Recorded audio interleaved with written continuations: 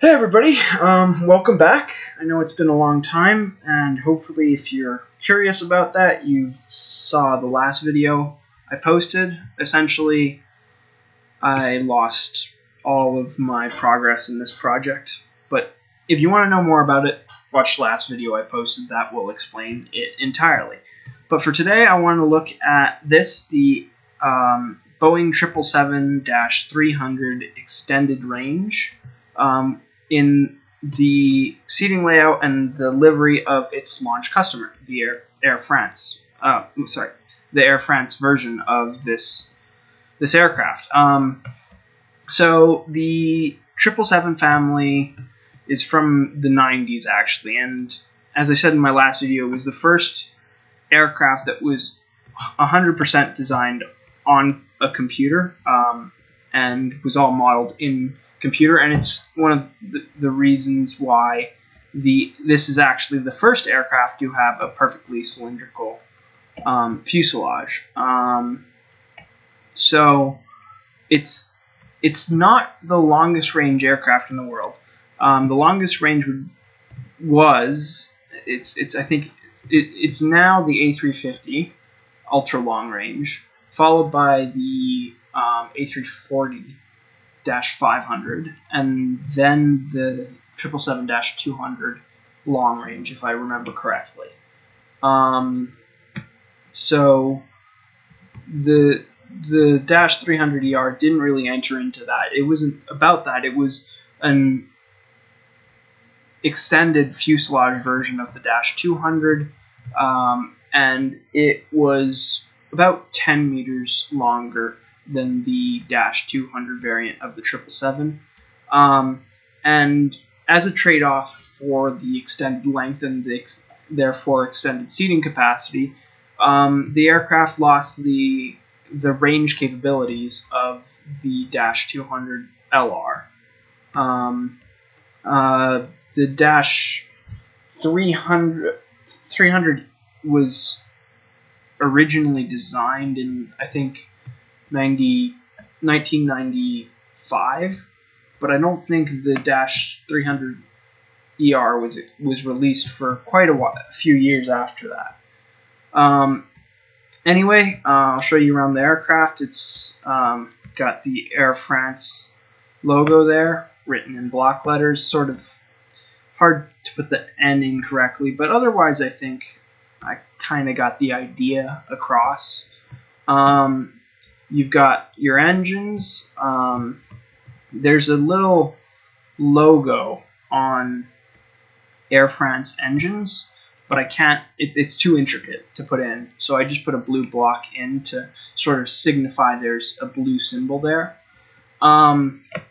The 777 was already in that era where you use turbofans rather than turbojets.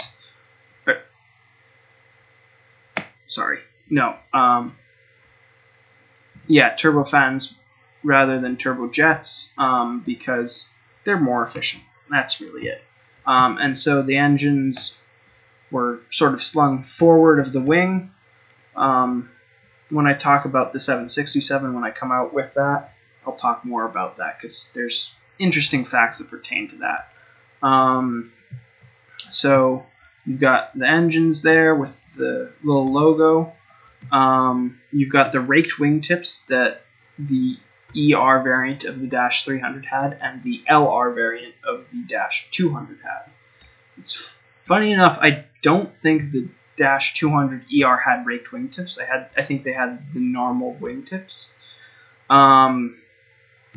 Boeing actually, on their wide-body aircraft, anything larger in production than the 787-8 has raked wingtips, and everything smaller has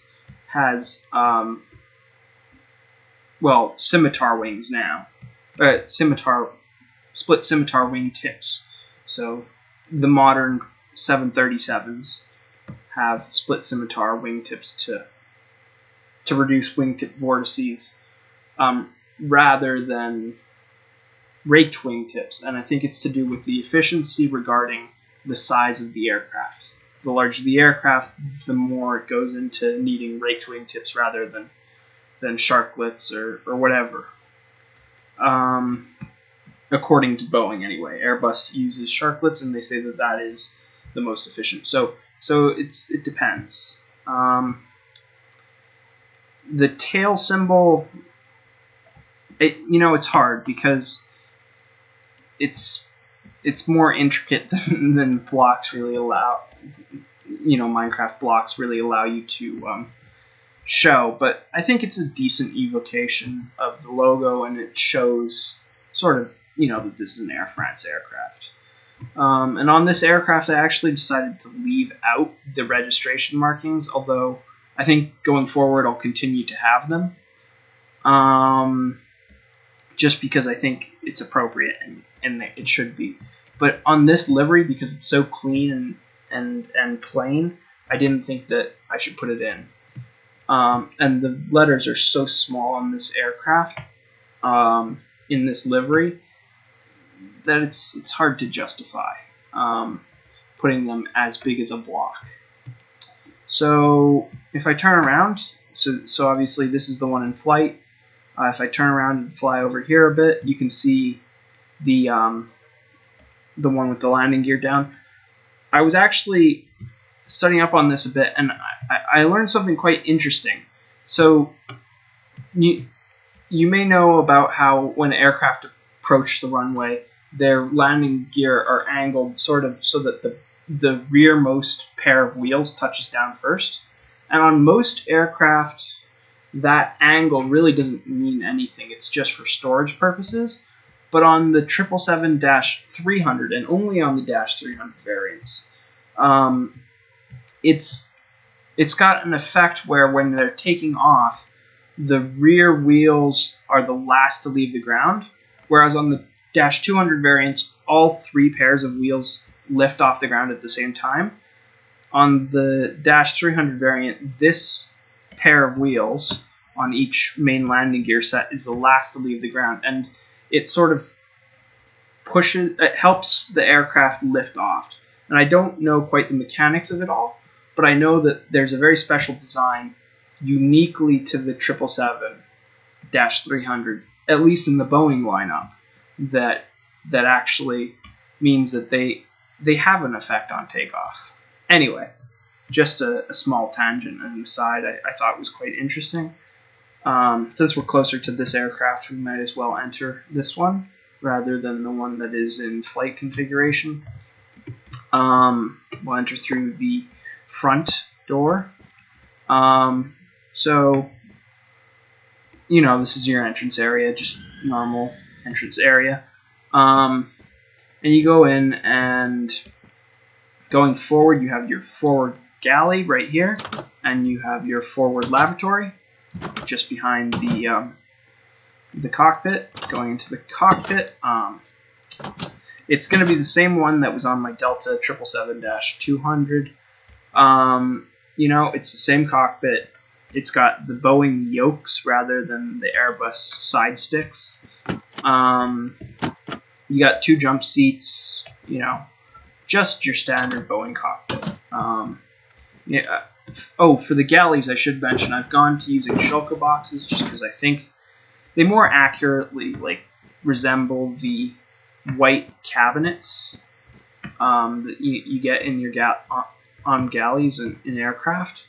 But I still want, it's Minecraft. I still think it's good to have a crafting bench and a furnace. Well, the furnace looks like a microwave anyway, but I think it's still good to have the crafting bench in there. So that's the forward lavatory, as I stated earlier. And this door here actually leads up to the flight crew rest area. So it's in a very tight space, and I tried to make it kind of fit. It cuts into this entryway area, and really there shouldn't be something there, but it's the only way I could fit in the flight crew rest area. So you go up here, and you have the 2 beds, seats so that they can relax before, if they don't want to sleep or lie in bed. They have a lavatory in here, and And back here you have a coat hanger for, a closet. So they don't have to wear the pilot's uniform while they're in here, obviously. Leaving there, I think we'll hug the side of the aircraft that you enter on. You got Le Premier, which is the first class, which Air France offers on their 777s. Not all of their 777s are configured to have this. I think there's 2 versions that have this. The other are in the 2-class or a 3-class configuration with business, premium, economy, and economy. So yeah, this is obviously the version with first class, and this is actually their second iteration of the 4-class configuration. So it has slightly less business class than their first iteration of the 777-300ER with 4 classes. Anyway, so that's Le Premier for you. Moving backwards, you've got business class with a sort of herringbone design where the seats, they lie flat, but they lie flat diagonally, so they sort of interlock each other. On the actual aircraft, this footrest is underneath this armrest, and this is a closet, but I fit in what I could. Moving back, you have the main entrance that would be used most of the time when boarding a 777. It's just the entrance that is easiest for them to put the jetway up to and makes the most sense. Although they do often have a secondary one up front for business class and first class. Although pretty much when you enter a 777, it'll be through this door. You've got 2 galleys, one on each side of the aircraft, 3 lavatories. Essentially, these are the lavatories for business and first. Nothing much to see here. They're just lavatories. You go backwards more, you got more business class seating, which terminates exactly at the front wing root. And this is where premium economy starts. Now, Air France has a seating arrangement where the middle column of seats are 4 across. So it is a 2-4-2 for premium economy, and then standard economy is a 3-4-3. Although on the seat guru maps, it states that this is also 3-4-3 in premium economy, which I don't quite understand.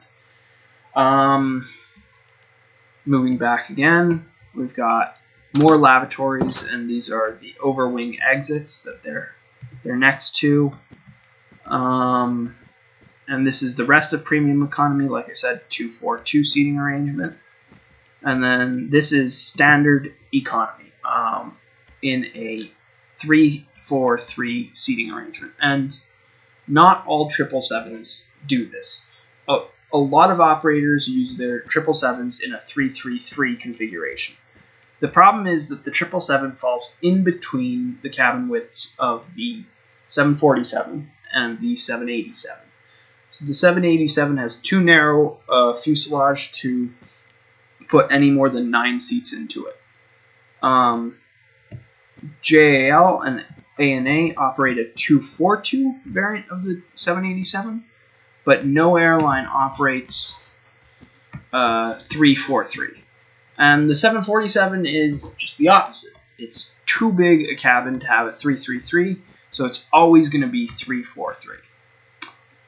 This 777, it's that awkward middle ground where you could have either or. Emirates operates it with a 3-4-3 configuration, and Air France does too, as it turns out. A lot of people don't like flying Emirates 777s in economy class because of this situation, and it's why the A380 is so much more desirable to fly on if you're in economy class at least. You got a lavatory here in front of the after wing exit, and then we can move back all the way to where the fuselage starts to curve in, and the seating has to go from 343 to 242. It's funny, Airbus aircraft do it differently. So Boeing aircraft, they always decrease the outer two columns by 1 seat as the fuselage curves in. So it goes from 3 to 2. And it's some of the nicest seating you get on a 777. I always try to pick it because you get more space on this side of the seat to store things. And obviously, you only have to ask to get over one person, or you only have to let one person out depending on which seat you get. But it's definitely preferable to sitting in these 3 across seating areas. Plus, the aisle is a bit wider, so you can spread into the aisle a bit more, depending on how far forward in these seats you are. This row of seats where it first goes to 242 gets about an aisle and a half width, and then by the rear seats, it's back to 1 aisle width. But they're definitely better, and especially if you order a special meal, because they will come to you with the meal. And you won't have to wait for the trolley to get all the way to the back of the aircraft. So that's definitely how I do it if I'm on a really long haul flight on a 777. Once you're at the aft of the aircraft, you've got lavatories in the middle, and what on Seat Guru is shown as a bar of some sort, but I just put in a galley because I don't know how you could have a bar here.